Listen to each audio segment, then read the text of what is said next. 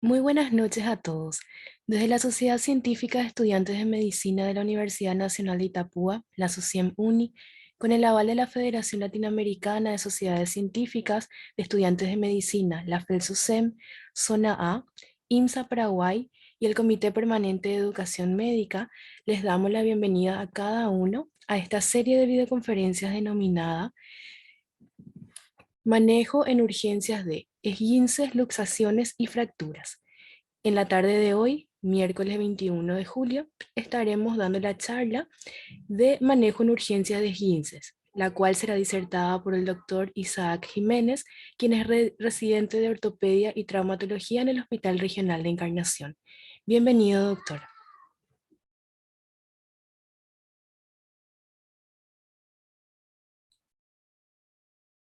Su micrófono, doctor.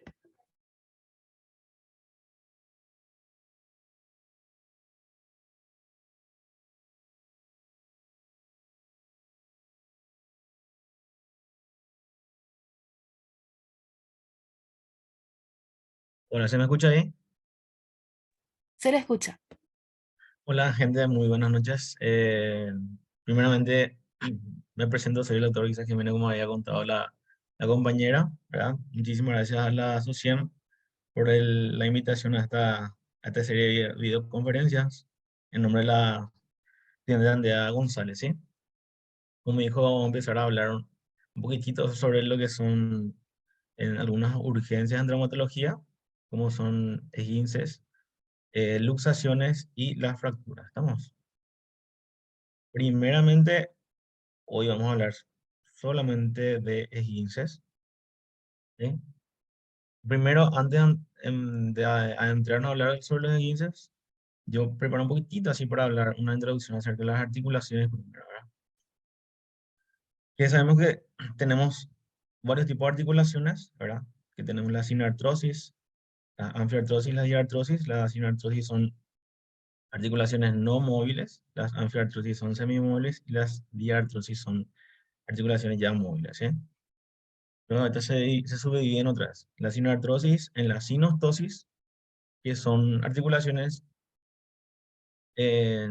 óseas, ¿verdad? Unión de hueso con hueso, que son inmóviles como las suturas craneales. La sincondrosis, que son articulaciones donde está unido cartílago con el hueso. Y la sinosmosis, donde están unidos hueso con hueso, pero hay un de promedio tejido fibroso, ¿sí? Entonces, seguimos con las anfiotrosis, que son las semimóviles, que por ejemplo tenemos las articulaciones, em, ¿cómo se llama? Perdón, las articulaciones de la columna, y otro ejemplo tenemos eh, la articulación de la cadera, ¿sí? Que son semimóviles.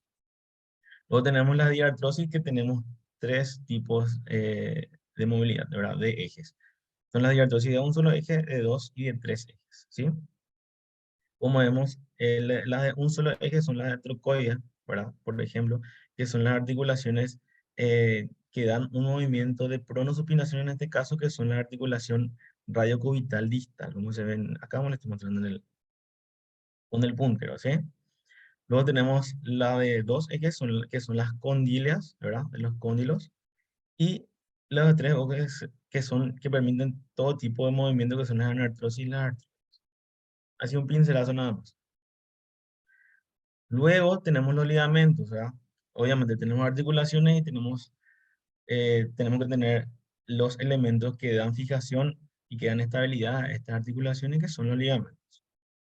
¿Y qué son los ligamentos? Obviamente primero siempre debemos de darle, eh, eh, tengo que decir qué son. Entonces, los ligamentos son cordones duros y fibrosos compuestos de tejido conjuntivo que contienen colágeno y fibra elástica, ¿verdad?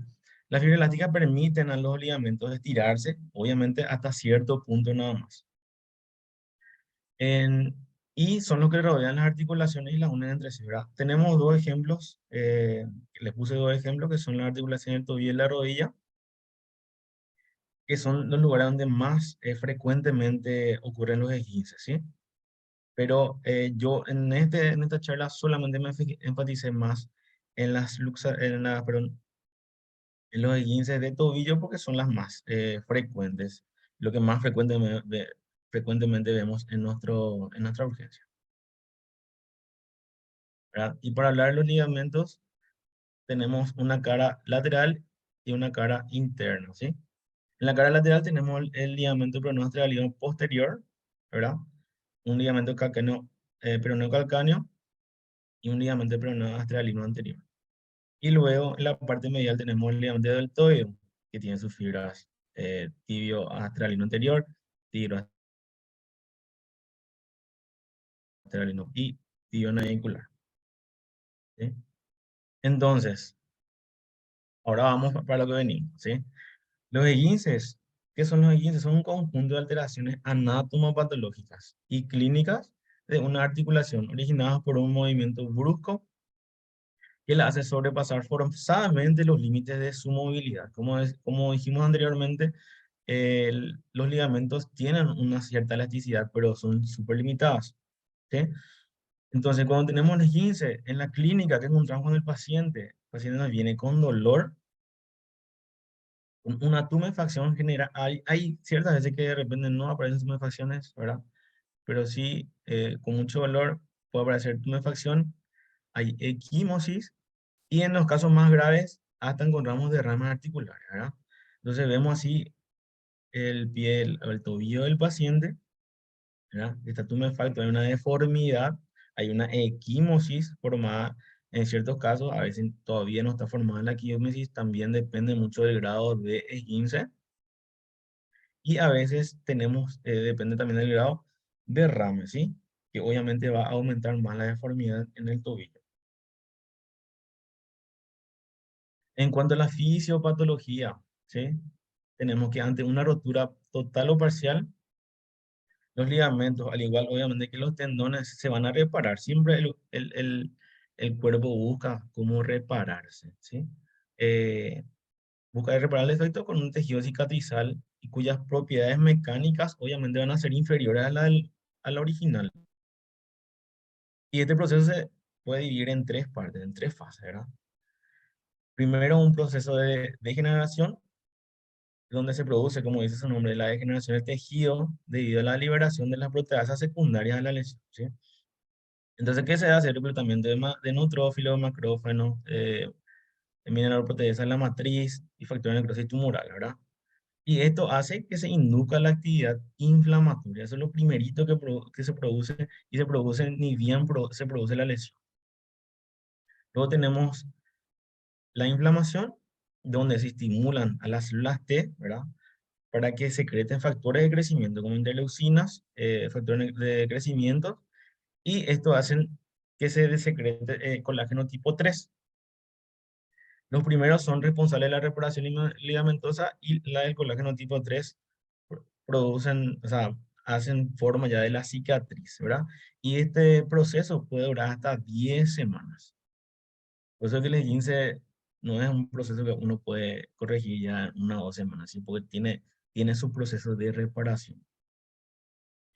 Y luego tenemos el proceso de remodelación, ¿verdad? Que es la fase reparadora, que puede durar semanas y en ella el tejido cicatrizal se hace menos celular, ¿sí? Se reabsorbe todo y la proporción de colágeno de tipo 1 se incrementa, aumenta la resistencia del tejido cicatrizal, ¿verdad? Porque según biología, el colágeno tipo 1 es el tipo de colágeno más resistente, ¿verdad?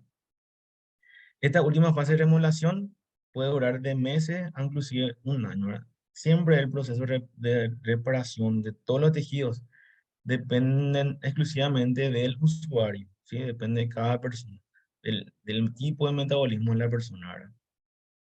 El conjunto de fibras desorganizadas que se han creado en las fases previas van a ir siempre remodelándose, desaparecen aquellas que son poco eficientes y quedan solamente las que son mecánicamente más competentes, ¿verdad? Y más todavía en estos tejidos, en nuestras estructuras que son en las que soportan mayor carga en el cuerpo.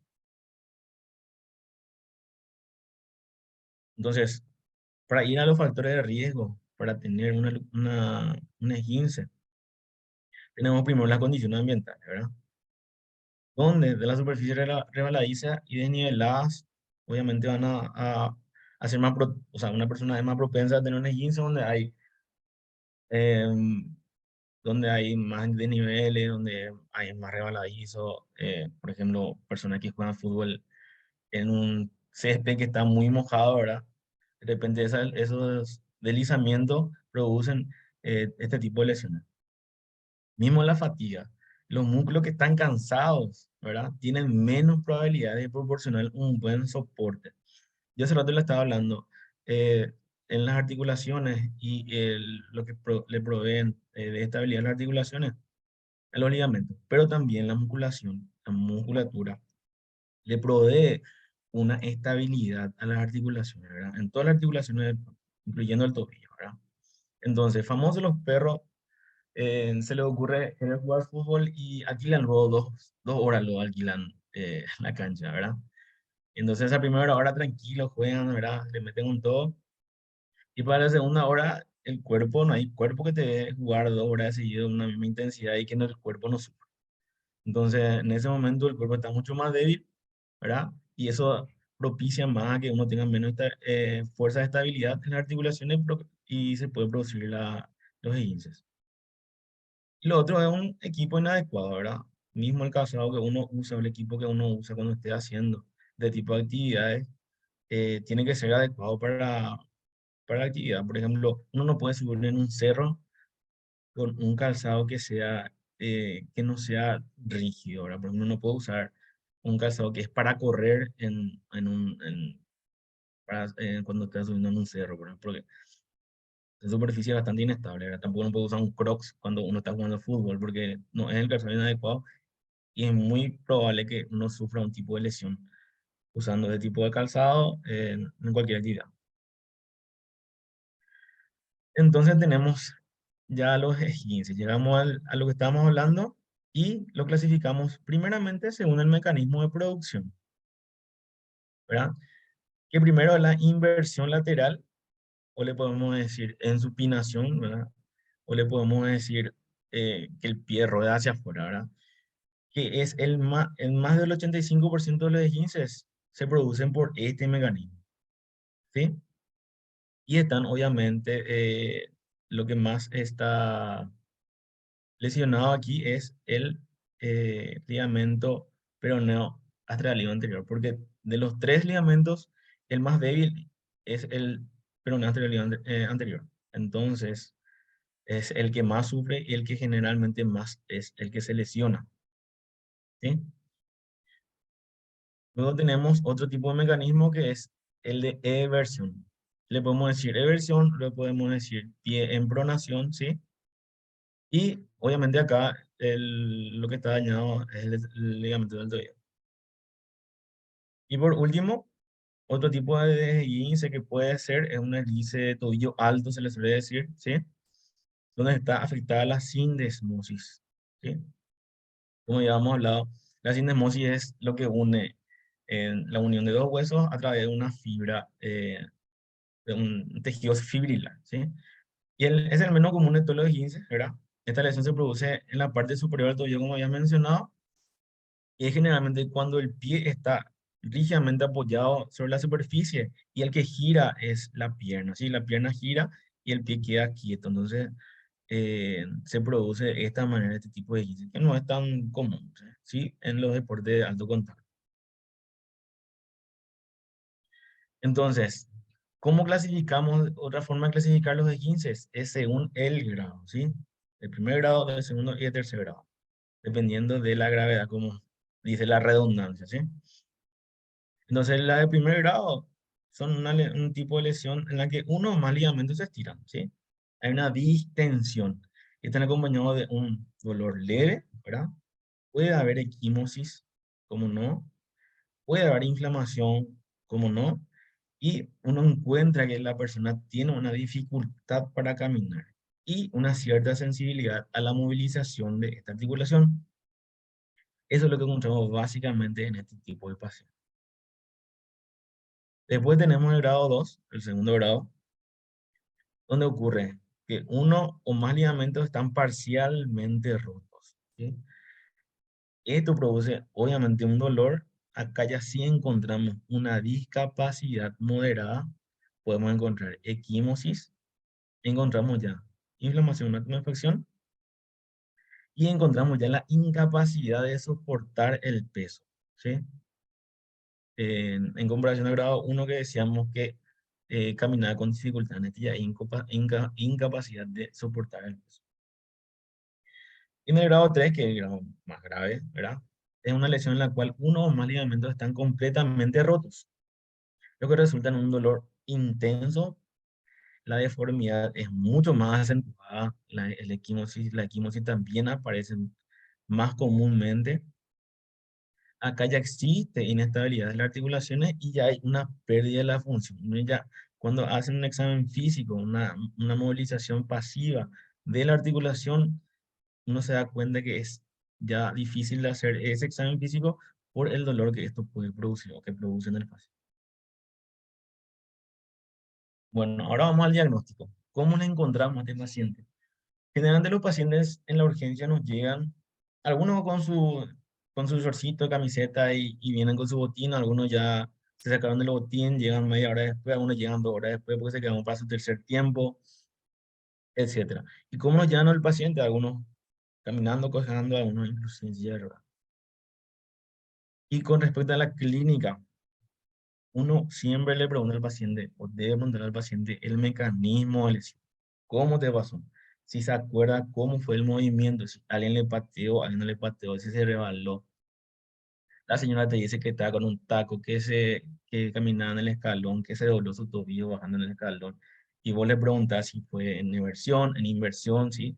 Todo eso uno tiene que preguntar, ahondar para saber más o menos cómo fue el tipo de lesión, cómo se dio y ir ya elaborando el diagnóstico. Otro es la palpación de los puntos dolorosos, ¿sí? Generalmente lo que se hace en este sentido es tratar de palpar. O sea, uno ya sabe ya cómo le pasó, le preguntó todo, ¿verdad? Me dice movimiento de inversión, vamos a decir, ¿sí? Entonces uno comienza con la palpación en los puntos más alejados de los elementos que están lesionados o que uno piensa que está lesionado. Entonces comienza aquí palpando, ¿sí? Bien alejado primero de la lesión y después va acercándose. Entonces ahí te dice, ay, ahí me duele. Le palpa acá y no le duele, acá tampoco, entonces le duele acá, ¿sí? Entonces vos ya sabes más o menos, pues ya sospechás que puede estar comprometido el peroneo atrás del limbo anterior, ¿sí? Y lo otro es una comprobación de la estabilidad articular. Esto generalmente es más acentuado en los 15 de grado 3 y se hacen con, eh, con un anestésico local, ¿no? Obviamente, lo que no tenemos que hacer jamás con el paciente es tratar de, cuando ya es evidente, tratar de producirle más dolor de lo que está teniendo solamente por tener una clínica perfecta. Entonces, lo ideal sería primero infiltrar y después tratar de hacer las maniobras, ¿sí? Que es una inversión o una eversión manualmente, ¿verdad? Uno va a sentir un bostezo, se llama signo de bostezo, ¿sí? Eh, cuando hay este tipo mientras más graduado está la lesión, ¿sí? Estos son los tipos de pruebas que le había comentado. La prueba de cajón anterior, cuando hay una inestabilidad del peroneo astralino anterior, ¿sí? O del tibio astralino anterior, eh, ahí cede la articulación y viene hacia el frente, ¿sí? Hace un movimiento de cajón. El tipo 2 es una prueba de inversión forzada. Esta es la que yo le había mencionado, que uno hace con infiltración, ¿sí? Hace una inversión y trate de hacer el bostezo. Después está el plunk test, que es para osmosis, que lo que hace es realizar un movimiento de rotación del pie atajando la tibia, ¿sí? Y uno siente que hay una inestabilidad. El otro está el cuisiteo de presión de la sinesmosis, que uno le palpa la sinesmosis, ¿verdad? Que es aproximadamente 2 centímetros por encima del maleolo externo, ¿sí? Y presenta dolor el paciente. Bueno, diagnóstico por imágenes. Para hablar primero diagnóstico por imágenes, uno tiene que tener en cuenta algunas cosas. No es que a todos los pacientes que vienen un antecedente de traumatismo en el tobillo, le vamos a pedir imágenes, ¿sí? Uno tiene que tener normas, ¿verdad? Normas para poder ver, para poder saber si le podemos pedir o no le podemos pedir radiografía a estos pacientes. Entonces, ¿cuáles son las normas de Ottawa? Un paciente que tiene un traumatismo en el tobillo, que tiene 55 años o más, que tenga dolor o aumento de la sensibilidad en el borde posterior de los últimos 6 centímetros de la tibia y del peroné y hasta la punta del maleolo lateral, o sea, del peroné o el medial que es del el maleolo tibia, ¿sí? Que tenga una imposibilidad de cargar el peso sobre la extremidad lesionada o que haya un dolor o aumento de la sensibilidad en el escafoides tarsiano o en la base del quinto metatarsiano. Nosotros, ¿para qué le vamos a pedir imágenes? ¿Para qué le vamos a pedir radiografía? No son confirmatorios, son exámenes que nosotros pedimos para descartar qué lesiones óseas, ¿sí? Porque si encontramos lesiones óseas, ya no estamos más hablando de el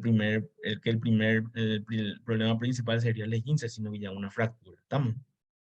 Entonces, el pedido de imágenes son más para descartar que tenga alguna lesión ósea, ¿sí? Que quede bien claro, ¿sí?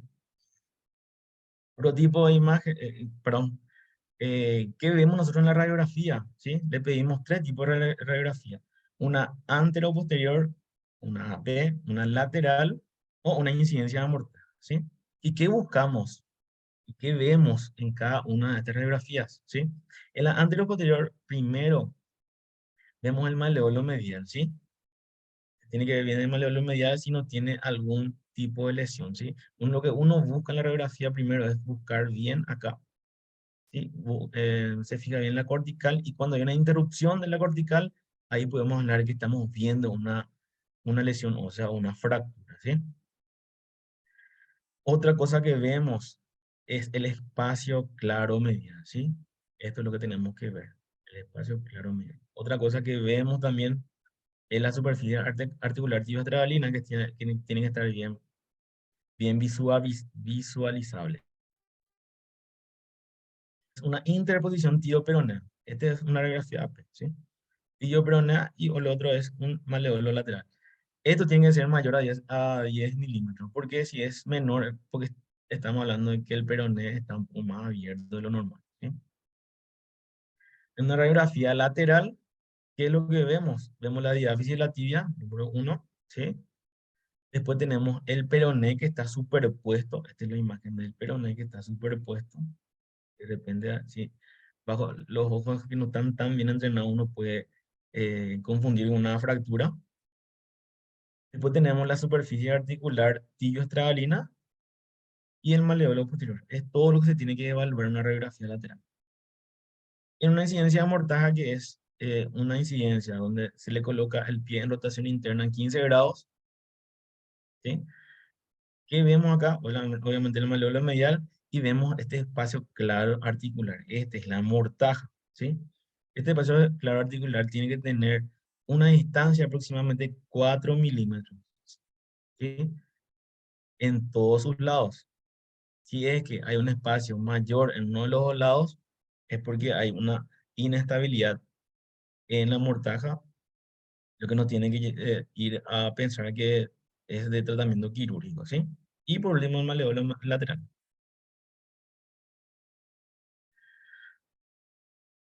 Como lo había mencionado, la imagen es solamente para descartar. De por ahí, si es que nosotros en la radiografía no estamos 100% seguros de que no hay una lesión, o sea, le podemos pedir una tomografía, ¿sí?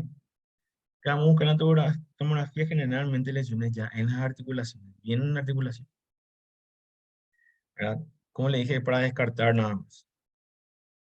Y otro método diagnóstico es la resonancia magnética nuclear. Esto sí es importante porque acá sí vemos las lesiones ligamentarias. Acá sí se puede encontrar lesiones ligamentarias, se puede encontrar rotura, se puede encontrar o sea, rotura completa o parcial, ¿verdad? Mismo se puede encontrar signo inflamatorio que nos hacen decir que hay pequeñas fibras que están rotas, ¿sí? Y por último, Y lo que más nos importa de repente cuando tenemos nuestro paciente, ¿qué hacemos con ellos? Sabemos que tienen un esguince, ¿qué hacemos con nuestro paciente con esguince? Primero se utiliza un esquema que se llama esquema RAISE, ¿verdad? Son tres fases. Primero el esquema RAISE. Esquema RAISE, ¿de qué viene? De rest, que de reposo, ice, hielo, T de compresión. ¿Estamos? El reposo, obviamente, lo primordial en las primeras 48 horas es el reposo del miembro. ¿Para qué? Para que los signos inflamatorios. Siempre es bueno que haya inflamación, porque no es bueno que haya una inflamación sobreexpresada. Y entonces lo que busco con esto es bajar la inflamación con reposo, con hielo. Se puede usar una venda compresiva, ¿sí? De la forma de cómo se hace un vendaje compresivo, siempre comenzando con la parte más distal, más proximal, haciendo el número 8 y terminando en la parte, en el tercio distal de la pierna, ¿sí? Y por último, la elevación. Como le dije, lo que buscamos con esto es que baje la inflamación, que baje los signos inflamatorios para ir a la siguiente fase del tratamiento, que generalmente son 48 horas después, ¿sí? ¿Y qué hacemos con estos pacientes? Hacemos ejercicios isométricos, ¿sí? Vamos a hacer ejercicios de inversión, de eversión, de flexión plantar y de dorsal. Todo o puede ser o activo o puede ser pasivamente, ¿verdad? Dependiendo del grado de los esguinces. Después vamos a ver un poquito un esquema mejor explicado, ¿sí? Eh, Después de esto, como le dije, tenemos los ejercicios de propiocepción, ¿sí? Que es donde tenemos acá el baloncito y le pedimos al paciente que haga movimientos o sea, lo que se busca acá son movimientos de inversión y eversión en flexión plantar y flexor dorsal, ¿sí? Dando la vuelta a la pelota con el pie apoyado por una pared. Después tenemos otro movimiento que también es de inversión y eversión que se hace con la plataforma. Lo que se busca es hacer un movimiento de inversión y eversión como les expliqué, pero sin que la tabla toque el piso, ¿sí? Pues buscamos una superficie que no sea tan rígida para que el paciente haga movimientos propioceptivos, ¿sí? Siempre buscando la propiocepción y de mantener el equilibrio. Otro tipo de maniobra, o sea, otro tipo de ejercicio es que haga caminatas con inversión o con eversión, ¿sí? Caminata, primero camina en eversión, después camina en inversión, ¿sí? Siempre la planta. Y otro que haga estos movimientos, ¿sí? Camina con el talón o con la punta de los pies. Son tipo de, son tipo de maniobras que uno le puede dar a un paciente cuando está haciendo su rehabilitación, ¿sí? Y luego de pasar toda esa parte de propiocepción y todo eso, le mandamos ya al paciente para que haga su entrenamiento, ¿sí? Una vez que superado todo eso, el inflamatorio, que él esté bien, ¿sí? Y este es el esquema básicamente que yo tengo para ustedes. Me quito acá. Ahí. A ver cómo salgo de esta barra acá. Ahí está. En la de primer grado, primero se permite la deambulación temprana, entre el tercer y el quinto día, ¿sí? Primero la primera 48 horas, el esquema RAISE, y después ya se busca una deambulación temprana en el tercer y el quinto día, con uno le indica fisioterapia y hace los ejercicios que ya había mencionado anteriormente. Estamos. En los esguinces de segundo grado, el paciente no debe realizar apoyo en los primeros 5 días, ¿sí? Lo que hacemos en este sentido, generalmente cuando vemos que el grado es mayor al grado 1, para que sospechamos que ya eh, la gravedad es mayor, lo que hacemos es inmovilizar el pie, ¿sí? Inmovilizamos el pie aproximadamente 5 días, ¿con qué? Con una férula solopédica se podría hacer, ¿sí? Por 5 días, obviamente, para propiciar más el reposo y nos sirve como antiinflamatorio también. Los que estuvieron en el taller de férula y de yeso van a estar un poquito más duchos en este tema de cómo confeccionar la férula. Y luego la primera semana debe iniciar con apoyo parcial no mayor al 25% del peso corporal. Primero, otros 5 días de reposo, después una descarga parcial no mayor al 25%, y en la semana 2 a 4 sí se inicia la actividad física hasta llegar a un apoyo del 100% del peso corporal. En el tercer grado, si el paciente es un deportista o es menor a 40 años, está indicado una corrección quirúrgica. Le puede indicar una corrección quirúrgica a este paciente. Y tiene signo de bostezo y una inestabilidad bastante pronunciada en la articulación, se le puede hacer. O un paciente mayor, no deportista o con poca práctica deportiva, una baja demanda funcional, te prefiere un manejo conservador. ¿Qué puede ser? Se puede poner un yeso, ¿verdad? De 3 a 4 semanas, o puede ser mismo una férula suropédica, yeso suropédico, férula suropédica de 3 a 4 semanas, y posteriormente iniciar la fisioterapia que ya había descrito anteriormente, descrito, perdón.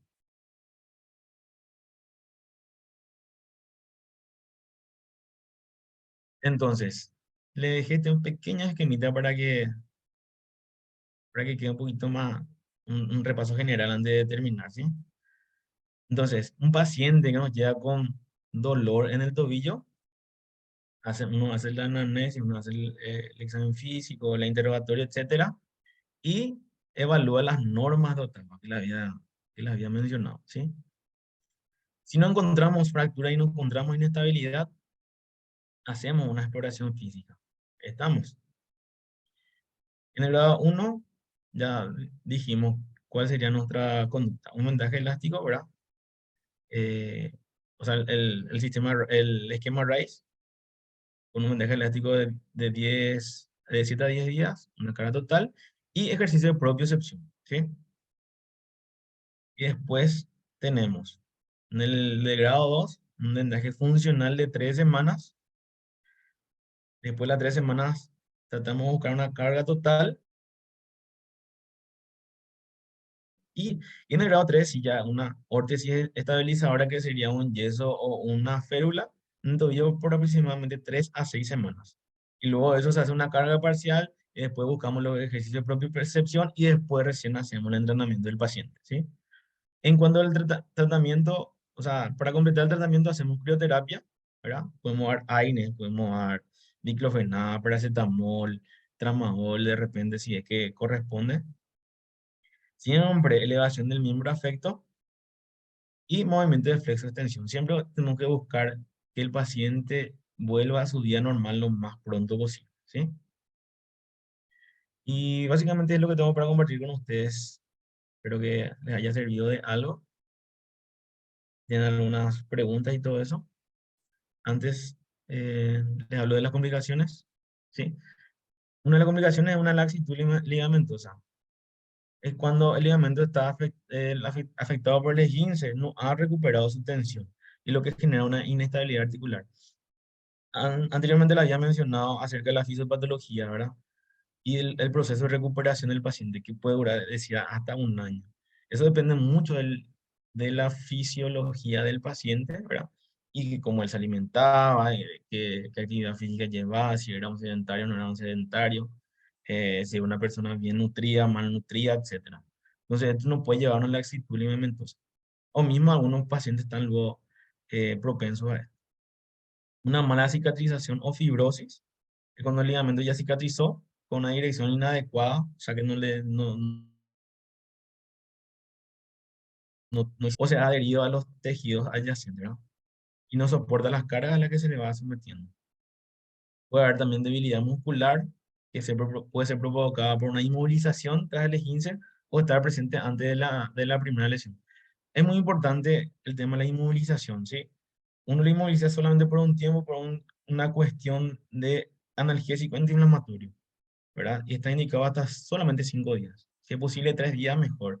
Y se busca siempre una movilidad eh, más precoz, obviamente, para evitar esta debilidad muscular. Y lo último es una mala propiocepción. La propiocepción es uno de los aspectos más importantes de la recuperación, como le había indicado los ejercicios. La propiocepción es la capacidad de conocer la posición exacta de cada una de las estructuras de nuestro cuerpo, ¿sí? Y la función principal es regular y mantener una postura. Siempre hay que trabajar eso en un paciente que tuvo una esguince y más todavía si tuvo una esguince de alto grado, como el de grado. ¿Sí? Entonces, gracias por tu atención y si tienen alguna duda, algún comentario, si quedó algo colgando ahí, estoy para responder lo que tengan, ¿sí? Muchísimas gracias, doctor. Vamos a habilitar un periodo de 2 minutos en el caso de que algún participante tenga alguna duda. Puede escribir en la caja de comentarios de Zoom o puede también habilitar su micrófono. Entonces habilitamos desde ahora 2 minutos para las preguntas.